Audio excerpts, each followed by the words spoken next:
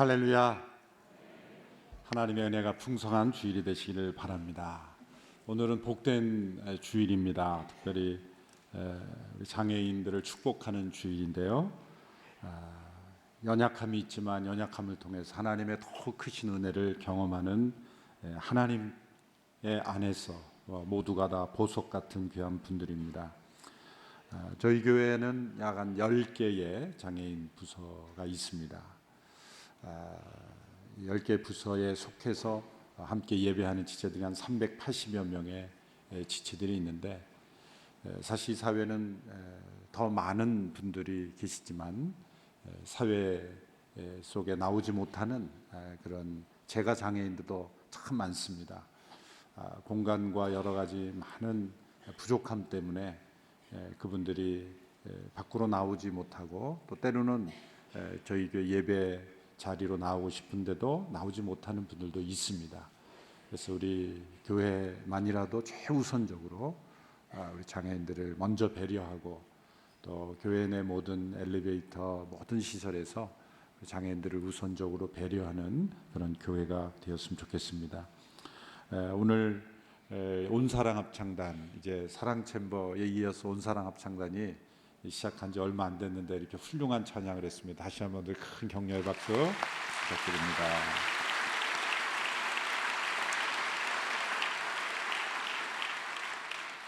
우리 오늘 이 천만 광장에서는 우리 발달장애 청년들의 여러 작품들이 전시되고 있고, 또 우리 커피를 판매합니다. 우리 발달장애 청년들이 만든 그 커피도 판매하고 있고요.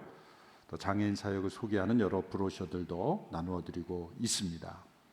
또 커피숍에서는 우리 미술 작품, 우리 장애우들이 만든 그런 미술 작품도 전시되고 있고요. 특별히 광장에서는 우리 사랑부서를 섬길 교사 선생님들을 모집하고 있습니다. 교회 전체적으로 한 100여 명의 교사들이 필요한데요. 지금 380여 명의 교사까지 하면 700여 명이지만 더 많은 손길들이 필요하기 때문입니다. 그래서 많은 분들이 함께 참여해 주시기를 바라고, 또 기도해 주시기를 바랍니다. 또 아울러서 우리 굿윌 스토어라는 장애인 직업 재활 사업장을 우리가 함께 통해서, 또 이 사업장에 저희 교회 또 청년들도 함께 그 직장으로서 참여하고 있습니다만은, 여러분들의 생활용품을 기증해 주시면 이것들을 잘 손질하고 판매해서 또 장애인들의 생활을 유지하는데 귀하게 쓰임 받게 될 줄로 믿습니다. 함께 축복해 주시고 참여해 주시기를 바랍니다. 우리 영상으로 보신 것처럼 부모님들에게 복음을 전하고 또 구원에 이르게 하는 행복드림 콘서트가 5월 23일 월요일 오후 6시에 있습니다. 여러분 주보 간지에 보시면 단지 집회 한 번만 하는 것이 아니라 자녀들의 중보기도 모임, 가족들의 모임, 또 집회, 또 부모님과 함께하는 기차 여행까지 우리가 여러 번 이 집회의 프로그램을 했는데, 수백여 명의 우리 부모님들이 이 집회를 통해서 전국 곳곳에, 심지어 해외에 계시는 부모님도 이 기간 동안에 들어오셔서 예수님 믿고 구원 받으시고, 또 해외에 나가시고 현지 교회 출석하시는 그런 좋은 간증들이 참 많습니다. 또 이 간주 후면에도 우리 며느리 덕분에 이렇게 예수님 믿게 된 저 해남에서 보내온 간증문도 있는데요. 여러분들이 부모님들을 전도할 수 있는 기회에 집중적으로 기도하고 또 섬길 수 있는, 최고의 행복을 드릴 수 있는 그런 집회가 될 수 있게 되기를 바랍니다. 다음 주일 4월 24일은 저희가 더 멋진 세상, 오늘이 NGO인데요. 전 세계 가장 어려운 지역, 또 현지인들도 살아가기 어려운 그런 지역들을 중심으로 저희가 그 지역에 우물을 파주고 또 아주 기초 시설을 마련해 주는 그런 사역을 잘 하고 있는 이 더 멋진 세상을 우리가 함께 후원하는, 또 약정하는 시간을 갖도록 하겠습니다. 기도하겠습니다. 하나님 아버지, 감사합니다. 오늘도 복된 주일을 주시고 연약함 속에서 하나님의 더욱 크신 은혜를 경험하고 구하는 귀한 지체들을 저희가 축복합니다. 주님 기억하여 주시고 하나님께서 이 시대에 온누리교회를 통하여 한국교회를 통하여 이 사회의 편견과 잘못된 생각을 깨트리고 또 하나님의 은혜와 사랑을 세상 속에 흘러보내는 귀한 일로 쓰임받을 수 있도록 역사하여 주시옵소서. 오늘도 기록된 말씀을 통하여 하나님의 음성을 귀를 기울일 때 우리 모두에게 주시는 주의 은혜가 풍성하게 넘쳐나게 하옵소서. 예수님의 이름으로 기도하옵나이다. 아멘. 오랜 기독교 역사를 통해서 알 수 있는 것은 그리스도인들의 삶에 있어서 영적 성장의 단계가 존재한다는 것입니다. 어린아이의 신앙에서 장성한 아비와 청년의 신앙으로의 성장이 있습니다. 자기 중심적인 신앙에서 하나님 나라의 신앙으로의 변화가 있습니다. 의심으로 가득한 연약한 신앙에서 확신과 능력에 가득한 그런 충만한 믿음의 생활이 있습니다. 이러한 변화를 가능하게 하는 것, 그것은 바로 성령의 세례라고 불리어지는 성령님의 역사입니다. 복음서에 보면 세례 요한이 이 성령의 세례가 옛 시대와 새 시대를 구분짓는 중요한 사건이라고 말했습니다. 우리 개인의 신앙에 있어도 옛 시대와 새 시대를 가져오는 그 변화를 가져오는 중요한 그 계기가 바로 이 성령의 세례입니다. 요한복음 1장에서 세례 요한이 예수님을 소개할 때 이렇게 소개했습니다. 나는 물로 세례를 주거니와 내 뒤에 오시는 이는 성령으로 세례를 주실 분이다. 예수님을 가리켜 성령으로 세례를 주시는 분이시다. 그러므로 성령의 세례는 성령님 자체의 사역이라기보다 더 정확하게 말하면 예수님께서 성령님을 통하여 베푸시는 사역이다라고 말씀드릴 수 있습니다. 여러분들이 생각할 때 저는 이미 세례를 받았는데 무슨 또 세례가 필요하단 말입니까? 라는 생각이 드실 수가 있습니다. 그러나 솔직한 우리 자신의 고백을 통해서 예수님을 믿고 또 세례를 받았지만, 물 세례를 받았지만, 그런 고백이 있지만, 그러나 확신과 능력과 또 심지어 예수님의 증인이 되는 그런 충만한 영적 생활을 하고 있지 못하다면 그것은 혹 이 성령의 세례를 경험하지 못하고 성령 안에 거하는 삶을 살지 못하기 때문이라는 것을 우리는 기억해야 할 것입니다. 이러한 말씀이 어떤 영적인 열등감을 드리거나 죄책감을 드리는 말씀이 아니라 격려와 도전이 되는 말씀으로 삼아서 영적 성장의 단계를 더 높이는 우리의 삶이 될 수 있게 되기를 바랍니다. 성령님의 역사가 아니고는 누구든 예수 믿을 수 없습니다. 그리스도인이 될 수 없습니다. 자연적 인간은 하나님과 원수가 될 뿐만 아니라 하나님의 뜻에 순종할 수도 없습니다. 우리를 거듭나게 하시며 믿게 하시는 것은 바로 성령님의 역사입니다. 그런데 이런 성령님의 역사로 예수님을 믿는 신자라 할지라도 성령의 세례는 경험하지 못할 수 있습니다. 이 두 가지는 분명하게 구분되는 사건입니다. R.A. 토레이 목사님은 이것을 이렇게 구분해서 설명했습니다. 잠재적인 사건과 체험적인 사건이다. 그래서 잠재적인 사건이라는 건 이런 뜻입니다. 예수님을 믿을 때 우리가 느끼지 못하는 상태에 이미 우리는 그리스도의 몸 안에 있는 사람이 되는 거예요. 내가 그리스도 안에 있는 한 몸이 되어 있다는 사실을 사실 예수님을 믿을 때 잘 경험하지 못합니다. 느끼지 못합니다. 내 몸을 만지며 느끼듯이 그렇게 내가 예수님의 한 몸이다. 이것은 추상적인 개념이 아니라 실제적인 사건임에도 불구하고 우리가 느끼지 못하는 거예요.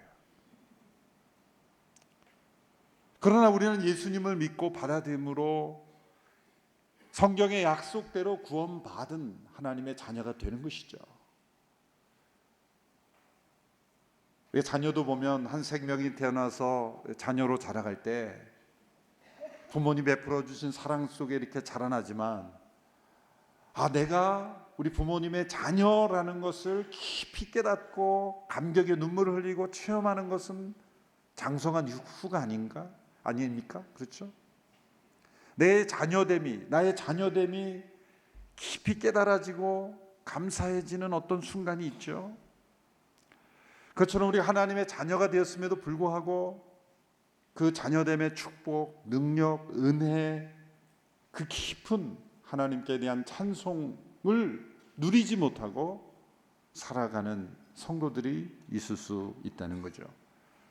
그래서 이런 성령의 세례는 우리로 하여금 이 체험적 사건을 통해서 우리의 마음속에 확신을 주고 기쁨을 주고 능력을 주고 그리고 우리에게 약속된 이 충만한 하나님의 은혜를 누리게 하는 사역이 바로 성령님의 이 역사라는 것이죠. 오늘 본문에서 바울이 3차 선교 여행을 하는 중에 에베소에서 몇몇 제자들을 만나서 바로 이 부분을 확인하고 질문을 던진 것입니다. 그 질문은 바로 이런 질문입니다. 여러분은 믿을 때 성령을 받았습니까? 여러분은 믿을 때 성령을 받았습니까? 이제 19장에 들어서면서 사도 바울이 제 3차 선교 여행을 하게 됩니다. 출발지는 안디옥입니다. 그리고 이 19장의 시점에 이르러서 에베소에 도착합니다. 지도를 잠시 보시면 아주 먼 지역입니다.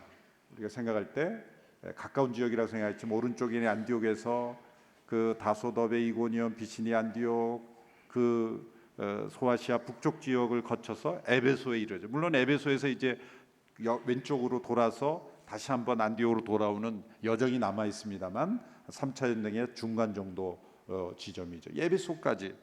그래서 본인이 전도했던 지역을 다시 다 돌아다니면서 다시 한번 믿음을 굳게 하면서 이제 에베소에 도착한 시점에 이르렀습니다. 자, 이들이 이제 바울을 만났을 때 바울이 보기에는 이들의 믿음의 무엇인가를 좀 확인하고 싶었습니다. 바울이 생각할 때는 이 정도에 머물러서는 안 된다라고 하는 그러한 어떤 안타까움이 바울의 마음속에 생긴 것이죠. 그래서 이 질문을 던진 것입니다. 여러분은 믿을 때 성령을 받았습니까? 믿을 때라고 하였으므로 이 질문을 받은 사람들은 이미 믿음이 있는 사람이었다는 것을 의미합니다. 믿을 때라는 것은 예수님을 믿은 바로 그때 혹은 예수님을 믿고 난 후에 모두가 가능한 해석이죠. 성령님의 역사가 아니고는 믿지 못한다고 했는데 왜 이런 질문을 하는 것입니까? 믿었다면 그 성령의 역사로 성령을 받은 것인데 왜 이 성령을 받았느냐고 질문한 것이냐. 그래서 많은 신학자들과 목회자들은 많다라고 하는 것은 이런 성령의 역사를 믿을 때 이미 받은 것이라고 생각하고 인정하지 않는 분들이 있기 때문이라는 것이죠. 이들은 이미 믿고 있었던 사람으로 이미 믿고 있었던 사람이 아니라는 것이죠. 그래서 후에 받는 이 19장에서 이제 바울의 사역을 통해서 그들이 성령을 받게 되는 이 체험을 그때야 비로소 예수님을 믿게 된 사람들이다라고 그렇게 부인하고 싶어 하는 거예요. 그런데 이런 관점이 매우 어색한 이유들이 있습니다.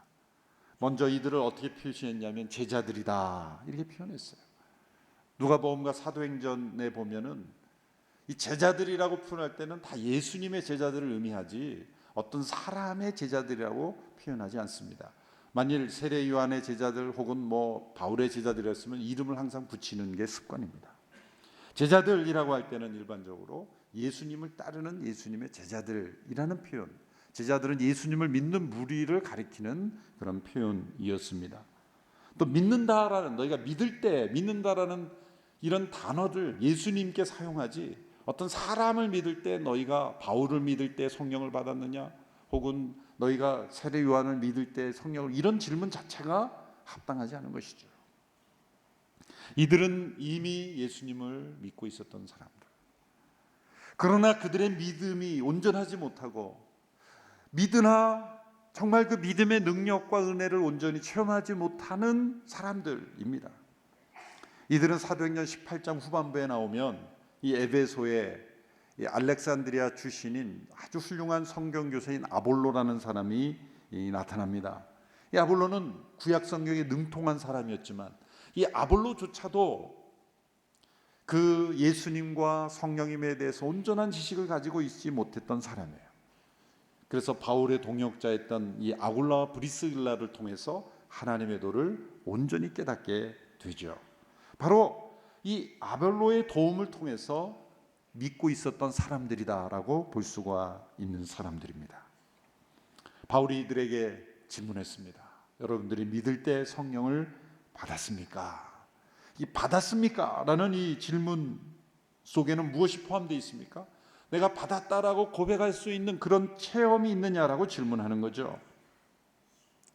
믿는다는 것은 분명 성령님의 역사로 말미암는 것인데, 내가 믿었지만 그 이면에는 성령님의 역사가 있지만 잠재적인 어떤 내가 그리스도의 몸 안에 하나가 되는 일이 일어났지만 그것을 제가 느끼고 확인하고 확신하고 누리는 그런 체험으로 연결되었느냐라고 질문하고 있는 것입니다. 이것은 믿을 때 일어나는 성령님의 역사와 성령의 세례의 사건을 별도로 구분하여 생각하고 있었다는 것을 우리에게 가르쳐 주는 것입니다. 여러분, 믿음으로 거듭날 때 중생이라고 하기도 하고, 거듭남은 우리가 자각할 수 없는 상태에서 일어나는 것입니다. 무의식적으로 체험적인 것이 아닙니다. 예수님께서 니고데모에게 이렇게 말씀하셨죠. 바람이 위로 불매 어디로 와서 어디로 가는지 알지 못하거늘 거듭남이 바로 이와 같다. 그러므로 우리가 언제 영혼이 거듭났는지는 우리가 알 수 없어요. 성령님께서 우리의 영혼 속에 행하신 그 기적의 사건은 아무도 내가 언제 어느 시점에 거듭났다라고 말할 수가 없는 거예요. 구원파의 가장 치명적인 그 오류가 여기에 있죠. 당신 언제 거듭났습니까? 그러면은 거듭난 일시와 시간을 말하지 못하면 거듭나지 못한 것입니까? 거듭남이라는 사건은 성령이 우리 안에서 행하신 그 신비로운 사건은 우리가 알지 못해요. 그 이후에 일어나는 어떤 회개와 어떤 체험은 거듭난 이후에 일어난 사건이기 때문에 그 전에 언제 내가 거듭났느냐 그것은 알지 못하는. 그러나 이 성령의 세례를 통해서 우리는 분명하게 성령님이 내 안에 임재하시고 나를 다스리고 계심을 체험하는 그런 사건으로 우리가 확인될 수 있다는 것이죠. 그래서 바울이 그들에게 여러분이 믿을 때 성령을 받았습니까? 라고 질문한 것입니다. 우리가 지나온 사도행전 8장에도 보면 동일한 사건이 있었습니다. 빌립 집사가 사마리아 사람들에게 전도할 때 그들에게 말씀을 전하여 예수님을 전하여 세례를 받았습니다. 세례도 받았습니다. 그런데 그들에게 아직 성령이 내리시지 않았다라는 표현이 나옵니다. 8장 15절에서 16절의 말씀을 보십시오. 같이 한번 읽어볼까요? 시작. 요한은 그곳에 도착해서 사마리아 사람들이 성령 받기를 기도했습니다. 이는 그들에게 아직 성령이 내리시지 않았고 그들은 주 예수의 이름으로 세례를 받았을 뿐이었기 때문입니다. 이게 보시면 사마리아 사람들이 예수님의 이름으로 세례를 받았지만 그러면 구원을 받는 사람이죠. 하나님의 자녀가 되었죠. 그는 그리스도의 몸 안에 함께 연합된 자가 되었죠. 그러나 그들에게 성령의 세례가 임하지 않았기에 의식적으로, 자각적으로, 체험적으로 그들에게 능력과 확신이 결여된 상태에 있었다는 거예요. 그래서 베드로와 요한을 예루살렘 교회에서 사마리아로 파송하죠. 그래서 그 베드로와 요한이 그들을 위하여 함께 기도할 때 그들에게 성령의 세례가 임하는 사건이 사도행전 8장에 있었습니다. 우리가 함께 지나왔죠. 뭐 그런 본문이 있었나? 너무 자책하지 마십시오. 충분히 잊어버릴 수 있는 시간입니다. 더 거슬러 올라가면 더 기억에 막막하게 느껴질 수 있을지 모르겠지만 사도행전 2장에 가보면 오순절에 성령의 강림 사건이 나오죠. 근데 그 성령 강림을 체험한 오순절을 경험한 제자들은 예수님을 믿는 사람이었습니까? 안 믿는 사람이었습니까? 전혀 안 믿는 사람이었습니까? 그러면 그들이 예수님께서 말씀하신 대로 예루살렘을 떠나지 말고 기다리라 해서 기다렸겠습니까? 예수님을 믿는 사람들이기 때문에 기다린 거 아니겠습니까? 요한복음 17장에 보면 예수님이 제자들 향하여 너희는 말씀으로 거룩하게 된 자들이다 이렇게 말씀하셨어요. 그런데 20장에 보면 예수님이 부활하신 예수님께서 제자들에게 성령을 받으라 라고 말씀하셨어요. 믿으라라고 하지 아니하고 성령을 받으라 라고 말씀하신 것은 그들에게 이 별개의 경험, 추가적 경험이 필요하다는 것을 말씀하신 거죠. 사도행전 1장 4절 5절에 예수님께서 말씀하신 것을 다시 한번 읽어보겠습니다. 1장 4절 5절 시작. 그들과 함께 모였을 때 예수께서 이렇게 명령하셨습니다. 예루살렘을 떠나지 말고 너희가 내게 들은 대로 내 아버지가 약속하신 선물을 기다리라. 요한은 물로 세례를 주었지만 너희는 며칠 안에 성령으로 세례를 받을 것이다. 이 오순절의 사건을 예수님께서 직접 뭐라고 말씀하셨어요? 너희가 성령으로 세례를 받을 것이다. 제자들은 이미 예수님을 믿는 제자들이었습니다. 그러나 그들은 능력이 없었습니다. 그래서 십자가 앞에서 도망한 것입니다. 확신이 없었습니다. 그래서 예수님이 부활하심에도 불구하고 의심했습니다. 그리고 예수님이 승천하실 때도 의심하는 제자가 있었다고 말했습니다. 성령의 세례를 경험하지 못한 자는 이런 의심, 불안, 확신이 없는, 능력이 없는, 증인의 삶을 살지 못하는, 선교적 삶을 살지 못하는 그런 상태에 머무르게 된다는 거예요. 바울이 에베소 제자들에게 여러분이 믿을 때 성령을 받았습니까? 라고 질문한 것은 바로 이런 맥락 속에서 이루어진 거예요. 예수님께서 제자들에게 너희가 성령으로 세례를 받을 것이다. 그래서 오순절 성령의 사건이 임했고 그것이 한 번만 이루어진 것이 아니라 복음이 전해지는 곳마다 그들이 사마리아 사람들도 예수님을 믿고 세례를 받았지만 그들이 이후에 성령의 임재하심이 세례가 임했고 8장에서도 동일한 사건이 일어났죠. 10장에서도 어떤 사건이 일어납니까? 베드로가 고넬료 가족들에게 말씀을 전할 때 그들이 믿을 때 성령의 임재하심이 나타났습니다. 사도행전 10장 43절에 45절의 말씀을 보시면 이렇게 되어 있습니다. 모든 여자들도 예수를 믿는 모든 사람들은 그 이름으로 죄 용서를 받게 된다고 증언했습니다. 베드로가 이렇게 말하고 있을 때 말씀을 듣고 있던 모든 사람에게 성령이 내려왔습니다. 베드로와 함께 온 할례받은 사람들은 성령의 은사를 이방 사람들에게까지 부어주시는 걸 보고 깜짝 놀랐습니다. 여기 보면 베드로가 고넬료 가족들에게 말씀을 전할 때 이들은 믿을 때고 성령의 세례가 임했어요. 이들은 아직 물세례를 받지도 않았어요. 그러니까 이 사도행전 역사를 보면 이 성령이 임하시는 패턴은 일정하지 않다는 것을 알 수가 있죠. 어떤 사람은 물세례를 받은 이후에도 이후에 임한 사람이 있고 어떤 사람은 물세례 받지 않고 그 말씀을 들을 때 그냥 성령의 세례가 임한 사람이 있어요. 물세례를 받기 전에 받는 사람이 있고 받고 난 후에 받는 사람이 있고 물세례도 받기 전에 말씀을 들을 때 동시에 성령의 세례가 임하는 사건도 있습니다. 사도행전에 보면 그 패턴이 너무나 다양해요. 그러므로 어떤 의식처럼 물세례 후에 받는 것이다 이것도 잘못된 것이고 물세례 받기 이전에 나타난 것 그것도 잘못된 그 받아야 되는 거다 그것도 잘못된 것이고 그것은 우리가 정하는 것이 아닙니다. 이것은 성령님께서 선물로 우리에게 주시는 것이기 때문이에요. 중요한 것은 뭡니까? 공통점이 이것은 분명한 체험으로 경험으로 우리가 받는 물세례나 혹은 우리가 믿는다는 고백과 별도의 경험으로서 분명히 존재하는 사건이라는 거예요.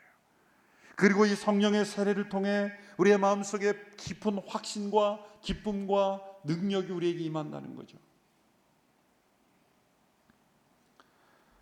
바울이 그들에게 예수님에 대하여 올바르게 다시 설명해주고 그들에게 안수해 주었을 때 그들에게 성령이 임했어요. 오늘 본문 19장 4절에서 7절의 말씀을 보십시오. 우리 같이 한번 읽어볼까요? 시작. 바울이 말했습니다. 요한의 세례는 회개의 세례입니다. 그는 백성들에게 자기 뒤에 오실 분을 믿으라고 했는데 그분이 바로 예수입니다. 그들은 이 말을 듣고 곧바로 주 예수의 이름으로 세례를 받았습니다. 바울이 그들에게 손을 얹자 성령이 그들에게 내려 그들이 방언으로 말하며 예언하게 됐습니다. 그들은 모두 12사람 정도였습니다. 그들은 요한의 세례를 받는 것이 곧 예수님을 믿는 것으로만 생각했다는 거예요. 어떤 의식적이고 형식적이고 도덕적인 결단, 여러분, 예수님을 믿는 것은 단지 세상 사람보다 교양 있는 생활을 하기 위해서 오신 것이 아닙니다.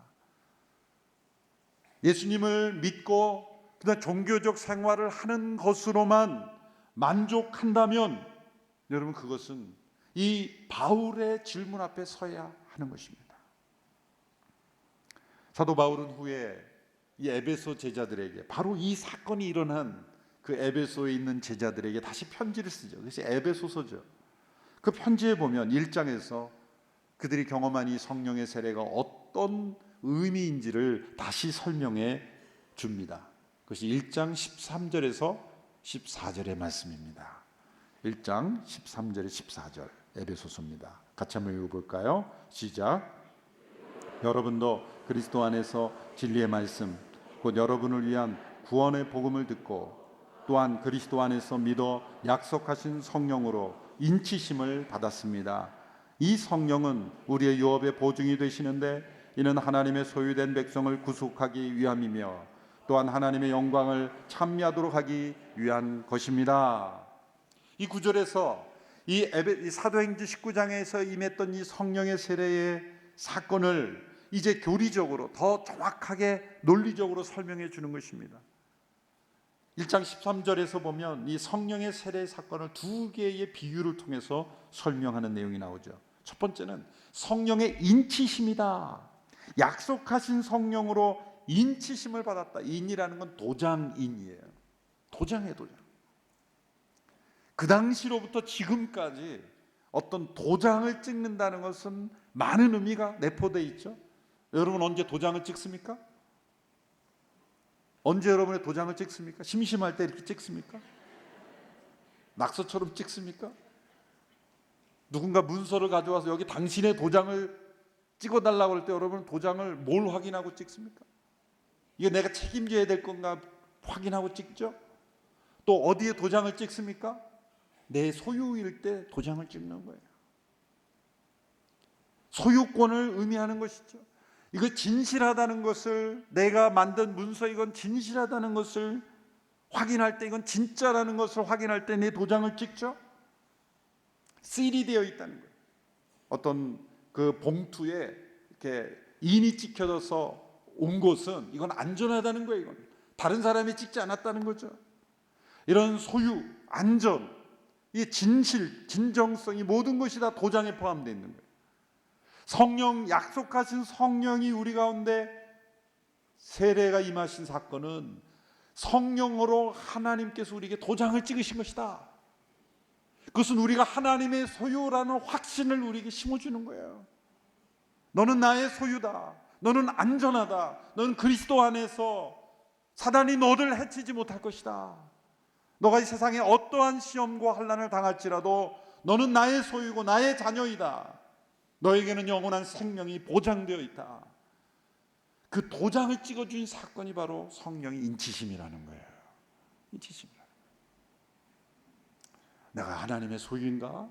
여러분의 마음속에 의심이 더 크다면 이 성령의 세례가 필요한 분이라는 거예요. 믿지만, 하나님의 소유이지만, 그런데 그 소유됨을 내가 확신하고 체험하고, 그리고 그 하나님께서 나에게 주신 안전 가운데 거하지 못하다면 성령의 인치심을 경험하지 못한 거예요. 두 번째로 14절에 보면 다른 비유로 이렇게 설명하시는데 14절에 보면 이렇게 되어 있습니다. 이 성령은 우리의 유업의 보증이 되시는데, 이 보증이라는 단어를 사실 직역하면 이 좀 부드럽게 하게 보증이라는 단어를 썼지만은 쉽게 말하면 이 계약금이라는 거예요. 보증금이라는 게 디파짓 했다 이거예요. 여러분, 어떤 물건을 거래하거나 집을 사고 팔 때 계약금을 주죠. 계약금이 가져다 주는 의미가 뭡니까? 나의 것이지만 아직 온전히 이루어지지 않았을 때 계약 상태잖아요. 여러분, 우리는 구원받았지만 아직 온전히 구원받지 못했잖아요. 그래서 죄 가운데 있지 않습니까? 우리 안에는 부활의 생명이 있지만 지금 우리의 삶 속에는 이 세상 속에 죄 가운데 살아가기 때문에 온전한 부활의 영광을 경험하지 못했지 않습니까? 그렇기 때문에 우리가 성령 세례를 받은 상태는 마치 하나님께서 우리에게 계약금을 심어주신 거예요. 이미 구원을 받았지만 아직 온전히 구원받지 못했지만 이거 너희는 나의 소유다, 너희는 구원받은 백성이다 라는 그런 확신, 그런 기쁨, 그런 능력을 우리에게 부어주시기 위해서 성령님께서 우리 가운데 충만하게 임재하시는 거예요.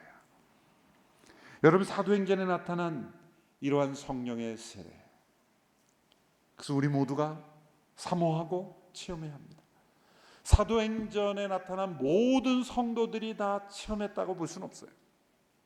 그러나 대부분의 성도들이 다 성령의 세례를 경험함으로 그리스도의 증인된 삶을 살한 거예요.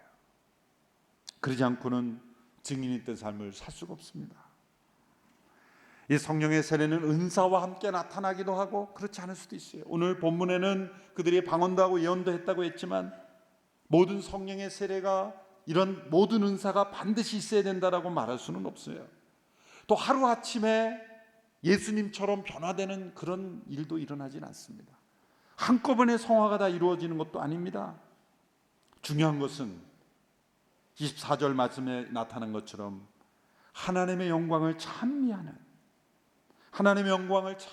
삶으로 나가는 거예요. 찬송 생활이 시작이 되는 거예요.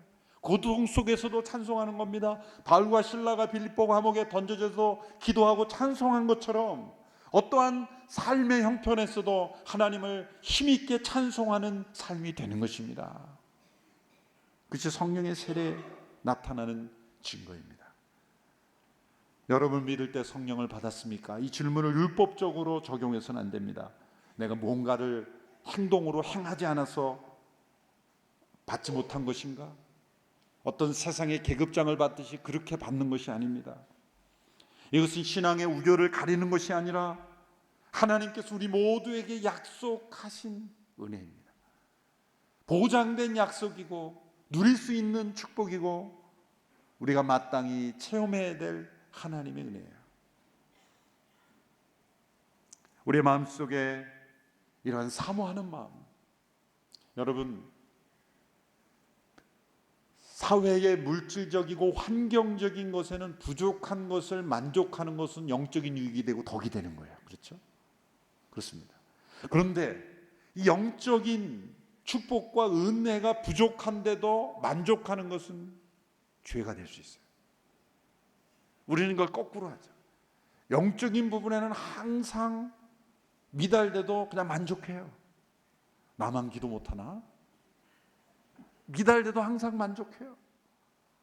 그런데 환경과 세상의 어떤 외부적인 것에 대해서는 부족한 것을 견디지 못한다면 이거 바뀌어진 거예요.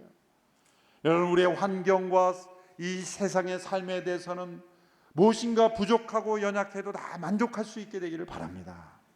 그러나 영적인 체험, 하나님과 가까워지는 것, 이런 성령의 세례를 통해 더 깊은 은혜와 축복을 경험하는 것에 대해서는 만족함으로 끝나지 않게 되기를 바랍니다. 이것은 믿음 안에서 우리가 하나님의 약속을 믿고 주장할 때 체험할 수 있는 것이기 때문에. 본문에 보면 이러한 성령의 세례가 임한 이후에 바울이 행한 것이 더 중요해요. 바울이 에베소에 머물면서 제자들에게 2년 이상 말씀을 가르쳤다고 말하고 있습니다. 오늘 본문 8절에서 10절의 말씀을 함께 읽어보겠습니다. 시작. 바울이 회당으로 들어가 석 달 동안 담대하게 말하며 하나님 나라에 대해 강론하고 설득했는데 그 가운데 몇 사람은 마음이 완고해져 믿기를 거부하고 공공연하게 그 가르침을 비방했습니다. 그래서 바울이 그들을 떠나 제자들을 따로 데려다 두란노 서원에서 날마다 가르쳤습니다. 이 일이 2년 동안 계속돼 아시아 지방에 사는 모든 유대 사람들과 그리스 사람들이 주의 말씀을 듣게 되었습니다. 자, 회당에서 3개월 동안 가르치는데 거부하고 비방하는 사람들이 일어나자 바울이 두란노 서원이라는 곳에 따로 제자들을 불러서 2년 동안 날마다 가르쳤다고 말하고 있습니다. 이 에베소에 있는 이 두란노 서원이라는 흔적이 지금도 남아 있죠.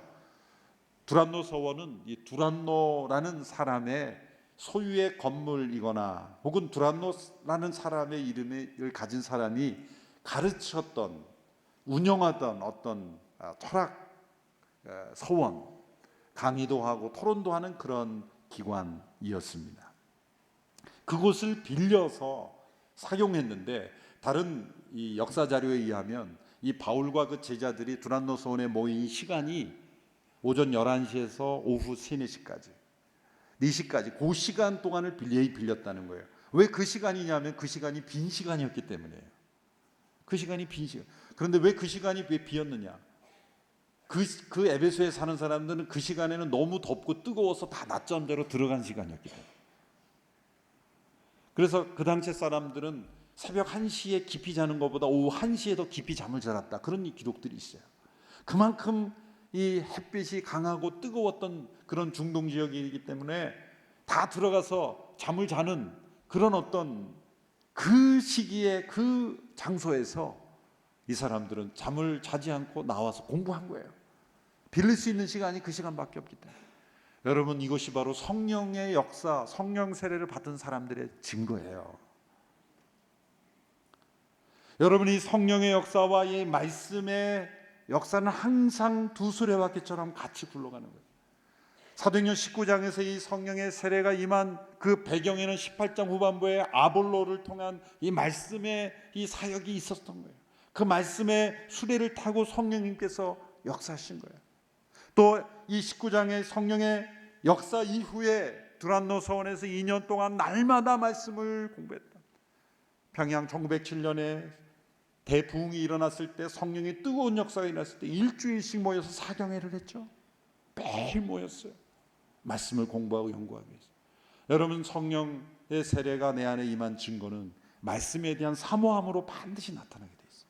또 그 말씀에 대한 사모함은 또 성령의 역사를 일으켜요. 이제 다음 주에 살펴볼 에베소에서 이 도시 전체가 발칵 뒤집히는 사건이 일어나죠. 그 변화는 어디에서 나나요? 성령의 기적과 표적이 나타나는 것은 바로 에베소에서 두란노 서원에서 2년 동안 말씀을 날마다 공부하는 중에 또 다른 성령 역사가 나타나는 거예요. 여러분이 말씀의 사역으로, 말씀의 깊이로 들어오지 않는 성령의 역사는 사람들이 자기가 성령님을 좌지우지인 줄 알고 잘못된 길로 빠지는 거예요. 이 성령의 역사와 말씀의 사역, 이것이 두 수레바퀴처럼 이렇게 함께 움직여지는 것이 사도행전의 역사입니다. 18장 후반부에서 아볼로의 말씀 사역이 19장의 성령의 세례로, 또한 그 성령의 세례가 두란노 서원의 말씀의 사역으로, 또 그것이 후반부에 또 다른 성령의 기적으로 이렇게 서로 계속 맞물려 나오는 순환적인 그런 역사가 나타나고 있습니다. 여러분, 오늘 이 시대 사도행전적 선교적 교회는 바로 이 말씀과 성령의 역사가 계속 나타나는 그러한 교회인 줄로 믿습니다. 우리 영적 생활에 현재의 수준에 만족하지 않게 되기를 바랍니다. 이만하면 됐지, 일주일에 한 번 교회 나가는 것만 해도 됐지, 더 이상 뭘 바래, 위험한 생각입니다. 이런 성령의 충만함을 사모할 수 있게 되기를 바랍니다. 다른 사람이 해주는 기도만으로 만족하는 것이 아니라 내가 성령 안에서 기도하는 생활로 나갈 수 있게 되기를 바라고, 내가 읽는 말씀이 되기를 바라고, 또 나를 통해 역사하시는 성령의 역사를 체험할 수 있게 되기를 바랍니다. 그래서 바울이 에베소 제자들에게 던졌던 이 질문 앞에 날마다 설 수 있게 되기를 바랍니다. 여러분, 믿을 때 성령을 받았습니까? 이 질문 앞에 네, 받았습니다. 그래서 저는 예수님을 눈으로 보지 못했지만 말할 수 없는 기쁨으로 기뻐하며 참여하고 있습니다. 네, 받았습니다. 그래서 저는 하나님의 약속을 바라며 그 온전한 구원을 날마다 바라보고 있습니다. 그렇게 대답할 수 있는 우리 모든 성도들이 되기를 주님의 이름으로 축원합니다. 기도하겠습니다. 우리에게 성령님 보내주셔서 우리에게 확신과 능력과 기쁨으로 우리에게 주어진 구원을 이루게 하신 것을 감사합니다. 믿을 때 성령을 받았습니까? 이 질문 앞에 담대하게 대답할 수 있는 저희들이 되게 하여 주시옵소서. 사모하고 구하고 찾는 자에게 좋은 곳을 주시지 않겠느냐고 하신 주의 말씀처럼 구하고 찾고 기다림으로 성령으로 세례받아 우리 모두가 능력과 확신 있는 믿음의 생활할 수 있도록 역사하여 주시옵소서. 예수님의 이름으로 기도하옵나이다. 아멘. 다 같이 자리에 일어나셔서 함께 봉헌 찬양 드리겠습니다.